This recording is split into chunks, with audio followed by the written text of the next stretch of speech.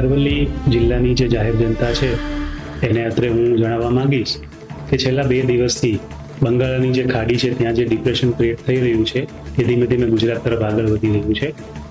ગુજરાત તરફ જ્યારે આગળ વધશે ત્યારે 31મી તારીખે અને 1 ઓગસ્ટના રોજ ગુજરાતના અમુક છૂટાછવાયા વિસ્તારોમાં અથવા તો ઘણી બધી જગ્યાએ ભારેથી અતિ ભારે વરસાદ થવાની શક્યતાઓ રહેલી છે.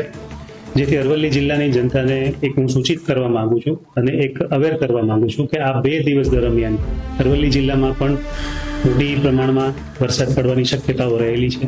જ્યારે પણ આ પ્રકારની વરસાદી વાતાવરણ થાય અથવા તો આ પ્રકારની કોઈ પરિસ્થિતિનું નિર્માણ થાય ત્યારે આપના તરફથી જે તકેદારી રાખવાની છે એ આપના તરફથી પણ આપ સર્વે તકેદારી રાખો.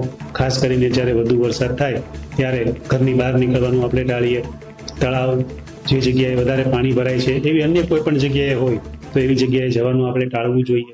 જ્યારે પણ વીજળીના ચમકારા કે એવું કંઈ થઈ રહ્યું છે ત્યારે આપણે ખુલ્લી જગ્યામાં કે વૃક્ષ નીચે જવાનું ટાળવું. આ બધી સામાન્ય બાબતોથી આપ સર્વે માહિતગાર જ હશો. તેમ છતાં પણ આ 2 દિવસ દરમિયાન જે વધુ વરસાદની જે પરિસ્થિતિ છે એ ધ્યાને લેતા આપ સર્વેને તકેદારીના ભાગરૂપે આ બધા પગલાં લેવા માટે ખાસ વહીવટીતંત્ર તરફથી એક સૂચના આપવામાં આવે છે. ખાસ કરીને આપણે આજે હવે રીલ્સ અને ફોટોગ્રાફ પાડવા માટે પણ થોડી ખતરનાક જગ્યાએ પણ આપણે જતા હોઈએ છીએ. એ બાબતો પણ આપણે ખાસ ધ્યાન રાખશો. ઘણી વખત કોઈ જગ્યાએ વૃક્ષો પડવા જેવી કે રોડ બ્લોકેજ થવાની પણ ઘટનાઓ થતી હોય છે. તો આવા સમયે અમારો તાલુકાનો ડિઝાસ્ટર કંટ્રોલ રૂમ અને જિલ્લાનો ડિઝાસ્ટર કંટ્રોલ રૂમ સતત ચાલુ હોય છે.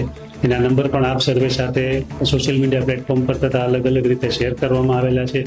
તો આ ઉપર જ્યારે પણ આવી કોઈ ઘટના બને તો તમે આ નંબર ઉપર તુરંત તાત્કાલિક જાણ કરો. કોઈ પણ પ્રકારની ખોટી અફવાઓથી દૂર રહો.